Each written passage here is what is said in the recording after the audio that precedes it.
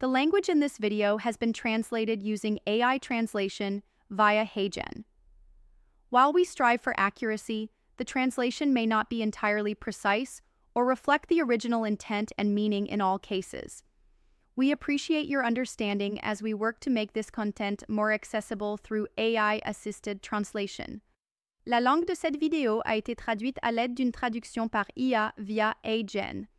Bien que nous nous efforcions d'être précis, la traduction peut ne pas être entièrement exacte ou refléter l'intention et la signification originale dans tous les cas. Nous apprécions votre compréhension alors que nous travaillons à rendre ce contenu plus accessible grâce à une traduction assistée par IA.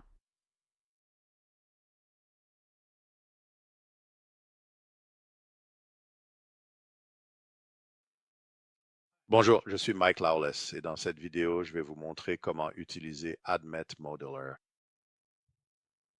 J'utilise AdMet Predictor version 10.3 pour ce tutoriel. J'ai écrit sans composer à partir d'un fichier Spiles. La variable dépendante est la solubilité soulignée Mg soulignée ml. Il s'agit donc de la solubilité en milligrammes par millilitre. Et je vais épingler cette colonne. C'est la valeur finale que je souhaite prédire. Je vais masquer quelques-unes de ces colonnes juste pour rendre cela un peu plus clair. La première chose à faire lorsque vous importez un jeu de données pour commencer à construire un modèle, c'est parcourir les options de chimie ici et neutraliser tous les composés, standardiser les groupes fonctionnels et standardiser les tautomères. J'ai déjà effectué ces étapes pour ce jeu de données, donc il est prêt à l'emploi. La prochaine chose que je vais faire, puisque c'est en milligrammes par millilitre, c'est de le convertir en unités molaires. Afin de construire le modèle et de le faire en unités molaires, puis de les retransformer en milligrammes par millilitre, c'est ainsi que nous avons construit le modèle S plus W. Donc la première chose que je veux faire, c'est calculer les propriétés de ces molécules. Je vais simplement utiliser tous les paramètres par défaut et cliquer sur Calculer. Ensuite, je vais venir ici, faire un clic droit sur Insérer une colonne et insérer un nouvel attribut de composé. Donc, ce sera la solubilité en unité molaire. Je vais utiliser la solubilité en milligrammes par millilitre. Je suis donc en train de construire cette équation. Je double-clique donc ici pour construire l'équation en haut et ensuite, je vais diviser cela par notre descripteur de poids moléculaire, NWT. Encore une fois, je double-clique, donc c'est enregistré ici. Et je pourrais enregistrer cela dans un fichier, mais c'est une équation assez simple, donc je vais juste la mettre ici. Ensuite, je veux regarder les moins solubles, qui sont ces deux composés, environ 10 puissance moins 8 molaires, puis triés dans l'autre sens. Donc voici le composé le plus soluble, avec 1,9 ou presque 2. Pour la solubilité en unité molaire, ensuite, je vais cliquer une troisième fois juste pour trier dans l'ordre normal. Il est important d'observer la distribution des données. Je vais créer un graphique de distribution. Je clique ici et je vais utiliser des unités logarithmiques, puis appliquer ou cliquer sur OK. Et vous voyez que la valeur la plus basse, comme nous l'avons mentionné, était à un logarithme, une solubilité de moins 7,4, puis cela monte jusqu'à un logarithme de solubilité d'environ 0,3 et c'est une belle distribution. D'accord? Donc, nous allons double-cliquer sur ce graphique pour le redocker, puis nous serons prêts à commencer à construire nos modèles. En général, j'appuie simplement sur cette icône ici, l'icône Admin Predictor UH. Vous sélectionnez votre variable dépendante, c'est-à-dire la valeur que vous souhaitez prédire. Donc ici, solubility_m. Si nous avions défini des ensembles de tests, ils apparaîtraient ici, et nous pourrions alors utiliser le même ensemble de tests encore et encore. Je vais simplement cliquer sur OK. Cela va ouvrir la première boîte de dialogue ou modèle admin. Nous avons donc ici la variable dépendante sélectionnée comme d'habitude. Pour la variable de référence, j'en parlerai plus tard. Ceci n'est utile que si vous faites un modèle delta. Et ici, nous essayons simplement de prédire les valeurs. Dans ce cas, nous n'allons pas utiliser de modèle de référence. Nous voulons appliquer un logarithme aux variables dépendantes, donc nous les convertissons en espace logarithmique et construisons le modèle ainsi. Maintenant, par défaut, nous plaçons tous nos descripteurs que nous avons calculés. Nous avons calculé les propriétés ADMAP ici sur la droite. Sur la gauche, il y a principalement des modèles ou d'autres champs de saisie. Pour ce modèle en particulier, je veux inclure S plus log. Maintenant, certains puristes du QSR n'aiment pas construire un modèle en utilisant des modèles comme descripteurs, mais ici, je pense que le log P est toujours corrélé avec la solubilité. Donc, je vais l'utiliser comme descripteur. Ensuite, cliquez sur le bouton suivant. Cette boîte de dialogue vous guide à travers une série d'étapes pour configurer l'exécution de l'admin modeler. Par défaut, nous allons créer un modèle de régression par réseau de neurones artificiels. C'est généralement ce que nous utilisons en interne pour construire nos modèles. Les autres options sont la machine à vecteurs de support, le noyau, les moindres carrés partiels et la régression linéaire multiple. Ensuite, nous voulons sélectionner l'ensemble de tests. Par défaut, nous utilisons une carte Cajonan. Ici, je vais changer cela. Ce que nous faisons un peu plus récemment, c'est d'utiliser un échantillonnage stratifié par partition et nous allons utiliser un échantillonnage aléatoire. Et ensuite, nous allons utiliser un ensemble de tests de 20%. Normalement, lorsque nous construisons nos modèles, nous utilisons entre 10% et 20%. L'ensemble de données est intégré à l'ensemble de tests externes. Donc, l'avantage de cet échantillonnage stratifié, c'est qu'il permet en quelque sorte de regrouper les données en fonction de la variable que vous sélectionnez ici, puis de choisir quelques composés dans chacun des groupes. Ici, nous sélectionnons donc un ensemble de tests minimum de 20% des composés. Nous allons donc créer ces groupes, puis sélectionner aléatoirement le nombre de composés nécessaires dans chacun de ces groupes pour constituer l'ensemble de tests. Cela garantit que les données de l'ensemble de tests seront réparties de manière appropriée, de la même façon que dans l'ensemble d'entraînement.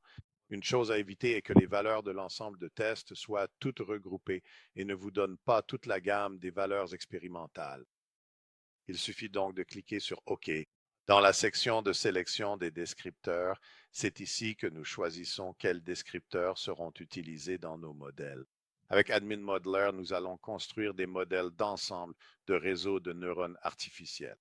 A priori, nous ne savons pas combien de neurones, d'entrée ou de descripteurs vont permettre de créer le meilleur modèle. Nous allons donc créer une grille, puis sélectionner le meilleur modèle en nous basant sur les statistiques issues de cette grille. Et ce que cela fait, c'est que cela indique alors, c'est un algorithme pour sélectionner les meilleurs descripteurs pour, par exemple, un modèle à 10 neurones, un ensemble de modèles plus restreint. Maintenant, ceux-ci sont en quelque sorte classés par ordre de rapidité. Ainsi, l'analyse linéaire tronquée est la méthode la plus rapide.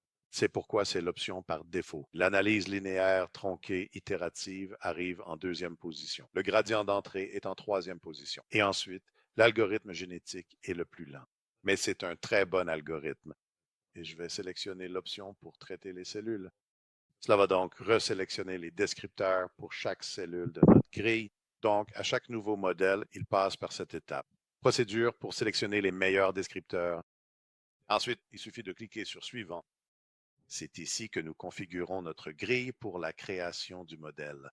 Donc, si je clique sur Remplissage automatique, cela va remplir une partie de ces champs et il essaie simplement de construire une belle matrice carrée de modèles à générer. Et donc, en général, je modifie un peu ces paramètres. Dans ce cas, je vais aller de 1 à 7 neurones avec un pas de 2. Et ensuite, un minimum de 5 et un maximum de 72. C'est un peu exagéré, mais vous verrez qu'il ne crée pas de modèle s'il y a trop de descripteurs impliqués dans les neurones. Cela rend donc le modèle trop complexe. Et ensuite, je vais choisir un pas de 5.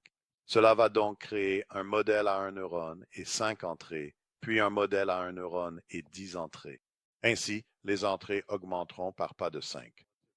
Et puis, une fois qu'il atteint le nombre de descripteurs jusqu'à 72, il augmentera alors le nombre de neurones à 3. Dans ce cas, puis nous recommençons ce processus.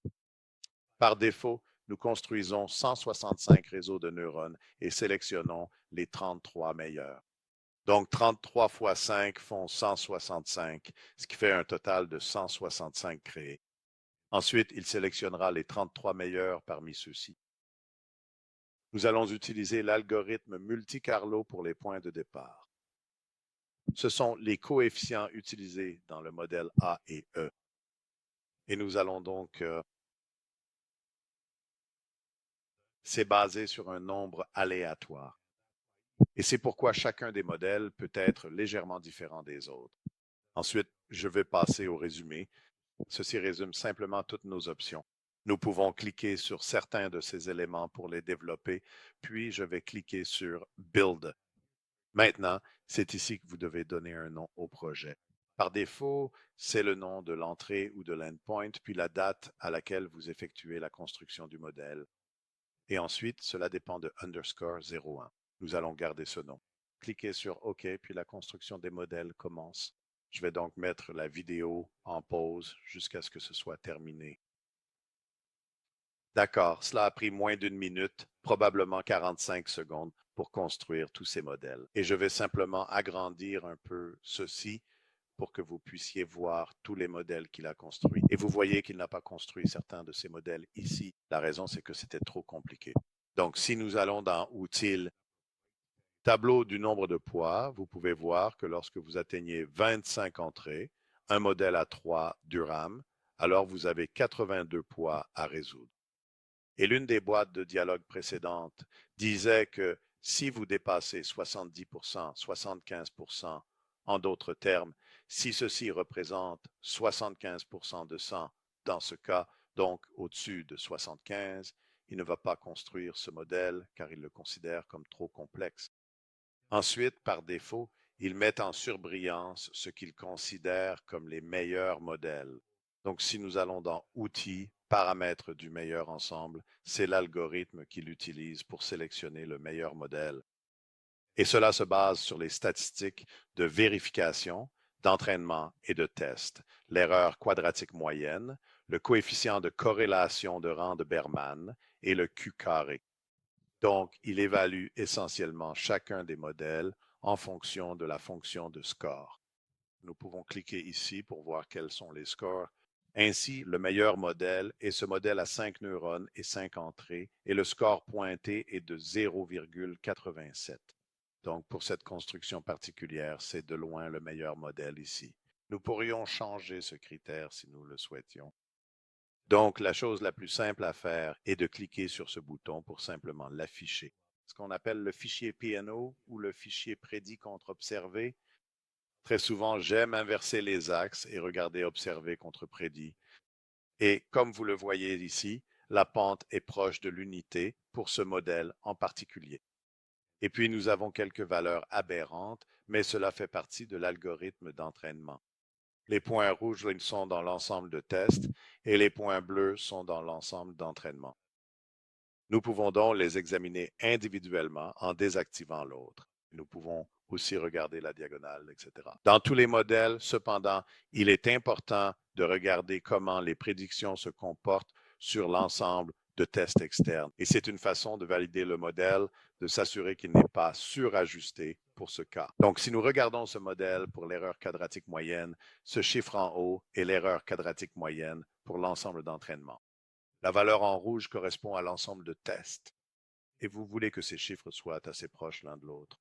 Donc, certains de ces modèles ici où vous obtenez une erreur quadratique moyenne, peut-être autour de 0,423, mais l'ensemble de tests est bien plus élevé. Ce sont des modèles un peu moins souhaitables. Donc, ce que je ferai à ce stade, c'est que j'enregistrerai le projet, je cliquerai sur enregistrer, puis j'irai dans un répertoire spécifique, je sélectionnerai un dossier et j'enregistrerai le fichier du projet là-bas. Maintenant, quand on regarde ceci, notre meilleur modèle est un modèle à 5 entrées et 5 neurones. Mais vous voyez, il n'a pas exploré un modèle à 4 entrées et 5 neurones. Donc, en général, j'aime revenir en arrière et compléter un peu cette grille ici. Donc, peut-être aller de 3 à 7 neurones, puis peut-être 4 entrées jusqu'à 10 avec un pas de 1. Donc, j'irai simplement dans les paramètres du modèle. J'ouvrirai la boîte de dialogue précédente. Je sélectionnerai la première cellule ici. Je taperai 3. Puis, la touche Tab est généralement le moyen le plus simple de passer à la suivante. Je règle cela à 7. J'avance avec un pas de 1. Je passe de 4 neurones à 10, ou pardon, de 4 entrées à 10. Une entrée est un descripteur et ensuite un pas de 1. Retournez dans le résumé puis cliquez sur Construire. Cette fois, il a incrémenté le dernier chiffre dans le nom, donc nous pouvons enregistrer cela. Cliquez sur OK. Et maintenant, il commence à construire les modèles à nouveau. Et nous allons simplement laisser cela aller jusqu'à la fin. Cela ne devrait pas prendre très longtemps. Et vous pouvez voir à quelle vitesse cela fonctionne ici en bas, un peu dans le résumé. Et vous voyez que notre ancien modèle a une racine carrée moyenne d'environ 0,8. C'est donc ce que nous essayons de construire avec ce modèle. D'accord, c'est presque terminé. Avant de continuer, regardons le fichier journal en cliquant sur le bouton « Voir le fichier journal ». J'aurais dû faire cela lors de la première construction du modèle. Ceci est le fichier journal qui est enregistré avec le projet et nous pouvons l'ouvrir à tout moment. Il indique donc le nombre de points de données, le fichier DAT qui a été créé, puis examine les entrées non numériques. Toute entrée ayant une variance de corrélation inférieure à 1 serait écartée. Il examine les descripteurs sous-représentés. Ce descripteur correspond au nombre d'atomes de brome et il n'y a qu'une seule molécule contenant un atome de brome. C'est donc un descripteur sous-représenté et il ne sera pas capable de différencier la variabilité de la solubilité dans l'ensemble d'états, parce qu'il n'y a qu'un seul point où la valeur est 1 et le reste est à 0. Donc, il élimine ce descripteur. Ensuite, il examine les descripteurs corrélés. Ici, il compare donc la masse moléculaire au nombre d'électrons. Il y a une assez bonne corrélation, comme on pourrait s'y attendre. Il éliminerait donc l'un de ces deux descripteurs, car on ne veut pas de descripteurs fortement corrélés. Donc, l'un ou l'autre de ces descripteurs serait écarté. Ensuite, il dresse la liste des descripteurs candidats, donc log P, etc., en descendant ici. Et puis, une fois que c'est terminé, il affiche la configuration par défaut ou, pardon, la configuration de cette exécution particulière. Donc, c'est inclus ici. Il indique quel point se trouve dans les ensembles d'entraînement, de vérification et de test ici. Ensuite, nous commençons à construire des modèles. Il essaie donc de sélectionner les meilleurs descripteurs pour un modèle à 3 neurones et 4 descripteurs. Et il a sélectionné ces 4 descripteurs ici et ainsi de suite pour tous les modèles que nous avons construits dans cette grille. Alors, allons-y et désactivons cela. Je vais maintenant enregistrer ce projet. Donc, cliquez sur Enregistrer. Cela nous amène dans le même dossier que celui où le projet précédent a été enregistré. Je vais donc cliquer là-dessus et cela s'enregistrera à cet endroit. Maintenant, je ne sais pas si vous vous souvenez, mais l'ancien modèle ou le modèle précédent avait une RMSE de 0,71 pour l'ensemble de tests. Et aucun de ceux-ci n'atteint ce résultat. Les deux constructions de modèles utilisaient le même ensemble de tests. Donc, vous faites vraiment une comparaison équitable ici. Revenons donc en arrière et ouvrons le projet précédent. Donc, si je vais dans Fichier puis Ouvrir un projet, et ensuite, je navigue jusqu'au fichier PRM. Pour le précédent, vous voyez que c'est une valeur de carré de lecture de 0,71. Des valeurs plus basses sont préférables. Nous allons donc cliquer ici pour voir la grille. Habituellement, pour nos carnets de notes, nous copions cette image dans le presse-papier, puis nous la sauvegardons éventuellement dans un fichier PowerPoint. Cela vous permet aussi, si nous faisions un troisième essai, de comparer ce nouvel essai à celui-ci en particulier. Donc, tout cela semble plutôt bien. Ce que je veux faire maintenant, c'est rendre ce modèle disponible pour la prédiction d'autres molécules. Je vais donc faire un clic droit sur cette cellule ici et sélectionner « Exporter le modèle ».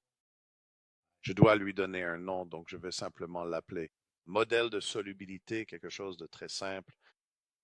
Je ne pense pas que vous puissiez mettre des espaces dans ce nom. Le programme sait que nous avons transformé les données en prenant leur logarithme avant de construire le modèle. Donc, cette transformation va appliquer l'antilogarithme pour revenir à l'espace linéaire. Ceci est le fichier net. Le format est le nom de l'exécution du modèle suivi d'un underscore. Le chiffre 5 correspond au nombre de descripteurs et le dernier chiffre correspond au nombre de neurones. Il s'agit donc d'un modèle à 5 entrées. Nous n'allons pas sélectionner de minimum ou de maximum, mais ceux-ci seraient les valeurs maximales et minimales qui seraient retournées si la valeur était en dehors de l'intervalle. Autrement dit, si je définis une solubilité maximale de 2, mais que le modèle retourne en réalité 3, alors un prédicteur admit n'afficherait que 2. D'accord? Le facteur auxiliaire va transformer la sortie du modèle, qui est en espace molaire, en milligrammes par millilitre. Donc ici, nous voulons le sélectionner. WT dispose de la fonction auxiliaire, donc par défaut, il va donner la valeur en milligrammes par millilitre et la multiplier, ou excusez-moi, en unité molaire, la multiplier par un poids moléculaire pour la transformer en milligrammes par millilitre. Et puis pour les infobules, écrivons simplement basé sur le modèle de solubilité. Sur 100 composés en milligrammes par millilitre, puis cliquez sur Enregistrer. Maintenant, si nous quittons Admet Modeler simplement en cliquant sur la croix, puis que nous retournons dans Admet Predictor, il sait que la base de données des modèles a été modifiée. En d'autres termes, nous avons ajouté un nouveau modèle en bas et il demande si nous souhaitons recalculer les propriétés Admet. Alors allons-y et cliquons sur Oui. Et il va calculer les nouvelles valeurs ici, et ce sera le modèle de solubilité que nous avons ajouté. Donc, encore une fois, épinglons cette colonne ici. Plaçons-la à côté du modèle de solubilité, puis créons rapidement une carte thermique de tout cela. Ensuite, trions par milligramme par millilitre, déplaçons un peu ceci et comparons simplement quelques-unes de ces valeurs. Et vous voyez, elles ne sont pas très éloignées. Celle-ci est vraiment un cas particulier ici. Nous prenons le nuage de points et traçons la solubilité en milligrammes par millilitre, donc c'est la valeur observée, puis notre nouveau modèle ici, ce qui est simplement la solubilité. Elles sont listées par ordre alphabétique. Donc, on clique ici, puis on applique cela. Maintenant, faisons un graphique log-log en milligrammes par millilitre. Voilà le type de prédiction que nous allons obtenir ici. Agrandissons un peu cela. Et puis, si nous mettons ceci en surbrillance ainsi que cela, c'est l'un des plus grands points aberrants du système. Voilà les bases de la construction d'un modèle. Dans la dernière partie de cette vidéo, je vais rapidement vous montrer comment créer un modèle delta. Avec le modèle delta, vous prenez notre modèle global actuel et vous le comparez à vos valeurs expérimentales. Et généralement, vous allez observer une RMSE plus élevée que ce à quoi vous vous attendriez de notre modèle. Donc, vous souhaitez construire une sorte de modèle local, mais aussi intégrer nos données à l'intérieur de celui-ci. Voilà comment nous construisons un modèle delta. Encore une fois, je vais simplement cliquer sur le modèle ou l'icône admin, puis choisir le point de terminaison qui correspond aux valeurs de l'expérience. Je vais définir le modèle de référence comme étant notre modèle de clairance SI RLM. C'est donc sur cela que les données d'entrée sont basées. Et ensuite, je vais le logarithmer. Le S plus log P est le descripteur ici, donc on le sélectionne et c'est la configuration de base pour un modèle delta. Nous allons passer en revue certaines de ces autres options. Au lieu d'utiliser une carte Kahuna, utilisons un échantillonnage aléatoire stratifié comme nous l'avons fait précédemment. Et puis, au lieu d'une analyse linéaire tronquée, utilisons un algorithme GA par cellule. On clique donc sur OK, puis on configure la grille. Je vais simplement choisir la taille de la grille. Il s'agit d'un ensemble de données assez petit, 31 observables. Nous avons donc une grille assez petite ici. Ensuite, j'augmenterai le nombre de tentatives de Monte-Carlo pour le point de départ, puis je cliquerai sur le résumé et enfin sur la compilation. J'ai des parenthèses bizarres, vous savez, ici et là, ou des barres obliques qu'on ne peut pas avoir, et le nom du modèle, parce qu'il va essayer et enregistrer cela comme un répertoire. Je vais donc simplement remplacer tout cela par des tirets bas. Et ensuite lancer le processus de construction du modèle. Et vous voyez, on obtient ici quelques modèles vraiment intéressants. Celui-ci a une erreur quadratique moyenne de 0,13 pour l'ensemble de tests, et c'est vraiment ce que vous voulez comparer. Donc, si je clique dessus, ce graphique montre le modèle delta, c'est-à-dire le modèle qui a pris nos prédictions. Utilisez le modèle d'erreur, qui est vraiment ce que vous construisez dans cet ensemble pour obtenir les prédictions globales. Et vous pouvez comparer cela à l'ensemble de références ici. Donc, si je clique sur ensemble de références, ces valeurs prédites proviennent simplement de notre modèle de clairance SIP R11. Et vous pouvez voir que cela fonctionne moins bien que le modèle delta. Et puis le modèle d'erreur, c'est ici que nous essayons de prédire, de corriger les prédictions à partir du modèle local standard ici. Donc cela met simplement en place le modèle delta. Et encore une fois, vous pouvez exporter cela et l'enregistrer, comme je l'ai montré pour le modèle précédent. Cela conclut donc la vidéo sur la construction de modèles avec Admet Modeler dans Admet Predictor. Merci d'avoir regardé et à la prochaine fois.